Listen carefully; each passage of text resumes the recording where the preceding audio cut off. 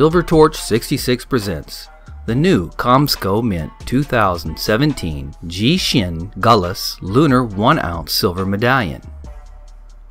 Quick disclaimer: I am not being sponsored or paid by anyone for this review. Everything presented here represents only my unsolicited personal opinion. Before we get started, if you enjoyed this content, please don't forget to hit the like button. This is the first issue of a very interesting and unique 12 Lunar Medallion series. This is a Bullion product with a brilliant uncirculated finish with no signs of wear, but may have minor coining flaws such as breaks in the luster, spotted surfaces, or contact marks. It contains 1 troy ounce of 3/9 fine silver. Its diameter is 40 millimeters.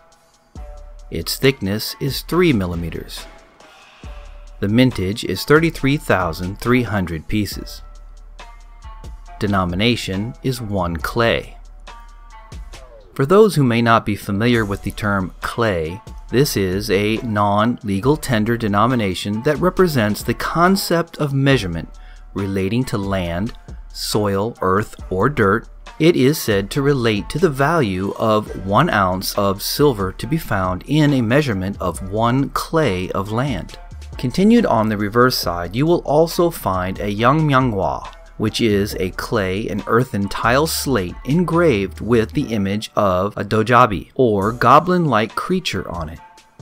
This subject is neatly centered in front of a frosted and textured background. In ancient times, these were placed at both ends of the roof tiles of a home to invoke powerful dojabi spirits that would scare away evil spirits. You will also find the inscriptions of the year of mintage, metal content, fineness, the country of issue, and directly under the shield you will find the circular security feature with lenticular text AG or 999 depending on what angle you view the metal. And finally, below that you will see the mint logo of KOMSCO. The reverse displays the Lunar Guardian Gallus, presenting himself in a combat stance, adorned in his full battle attire, including his lunar totem armor and helmet, and wielding an impressive spear and pole blade. Additionally, there will be the inscription for the name of the Guardian along the top right edge. And everything is neatly backdropped by a frosted and textured finish. There are numerous Lunar Series coins and rounds offered by a multitude of mints, but this Lunar Series is not like the others. In Asian culture, the New Year is not celebrated on January 1st, but on what is known as the Lunar New Year, which generally falls on the first day of the second new moon after the winter solstice. This is denoted as the first day of the lunar calendar. It is one of the most significant traditional Korean holidays. The celebration lasts 3 days. Lunar New Year's Day, as well as the day that precedes and follows it. So why are animals associated with the lunar calendar? Many cultures, including Koreans, believe that specific zodiac animals bring specific resources and qualities. The animal totems and their assignment and order to the zodiac calendar are the subject of several versions of ancient legends. One such legend proclaims that the order of the zodiac animals would be determined by the result of a contest. One day, Buddha decided to choose 12 animals and make them signs of man's character and destiny. He decided to have all the animals swim across a river. Each animal's place would be determined by the order in which they reached the opposite bank. According to some myths, the rat jumped on the back of the ox and hitched a ride. As they approached the shore, the rat jumped off the oxen's head and earned himself first place, with the ox following in second. So what is Jishin?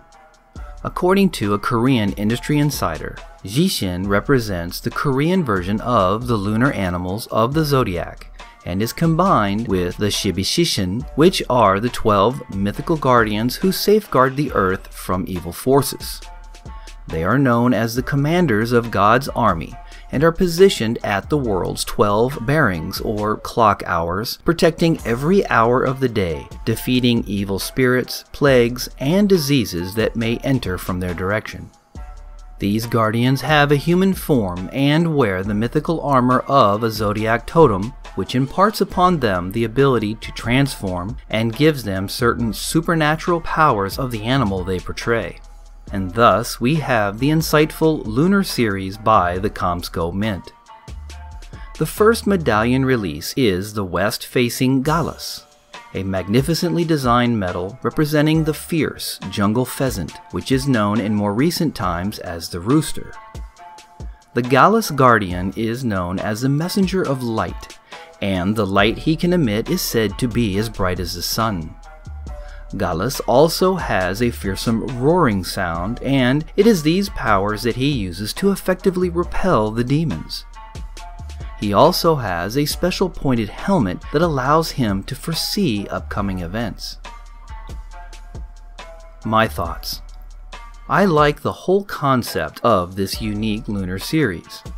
I am not a big fan of lunar coins, and I don't presently collect any of the sets already out there. They just don't appeal to me as a set.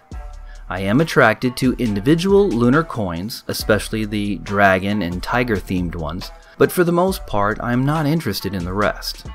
The concept originator and KOMSCO's design staff have done a great job to shake off the cobwebs of a lackluster and repetitive Bullion series and give it a new spark. I haven't seen anyone else take the initiative and foresight to break the traditional mold of lunar animal totem designs. The warrior concept, I think, is a real winner.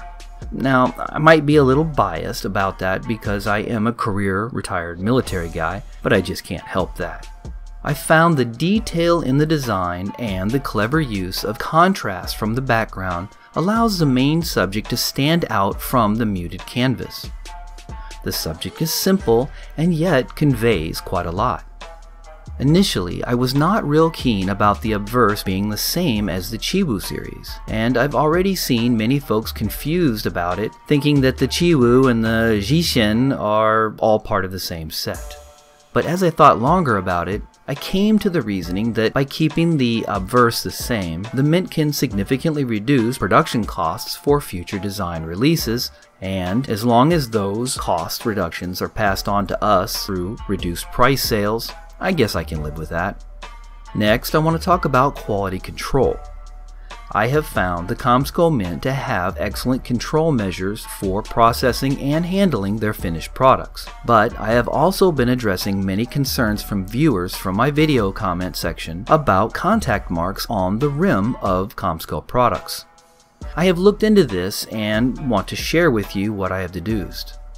KOMSCO is relatively new to the bullion production market. Their coinage production background has been primarily sovereign-clad coins for general public usage and the occasional commemorative coins or medallions. I believe they currently designed and engraved their bullion products with the high rim specifically to have a surface for piece-to-piece contact, so that there would not be contact made with the interior main design. Most KOMSCO products are packaged in tubes and shipped out to distributors all over the world, and it is probably during shipping that the rims are receiving vibration contact marks. And then there is the dealer-distributor handling policies once they arrive that I have no idea how to assess. But these are most likely the primary reasons for the contact marks on the rims. I took a hard look at the 2016 and 17 Chiwus I have acquired and found very few blemishes on the actual center designs or the rims of my examples.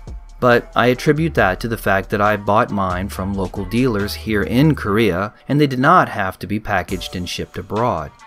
If my theory is correct, then a tighter tube packaging policy with spacers or packing materials within the tube and looking to see if a more cushioned shipping container can be utilized is all about KOMSCO can do. We as consumers need to remember that this is only a bullion product and not intended to be in MS-70 condition. I think sometimes as stackers we forget that. It used to be that we would get several tubes in the hope of 1 or 2 gradable coins. Today it seems that everybody wants every bullion grade coin to be MS70 perfect. If you need to have perfection, then the proof grade is what you really need to be buying. Bullion products are always going to be a hit and miss with imperfections and contact marks. As a community, I believe we really need to take that to heart and make our expectations more realistic. If we force the mints to make a more perfect bullion grade product, do you really think that even for a second that they're not going to pass on that cost to achieve that perfection to us as the consumer? So what are your thoughts about bullion grade products and imperfections or contact marks? Do you believe that mints should be accountable for BU grade products that arrive in less than perfect condition? Let me know in the comments section below. Thank you to all who support this channel and contribute to the comment section. You folks are great. I don't monetize this channel, so please take just a second and hit that like button for me. It really makes a difference. Thank you.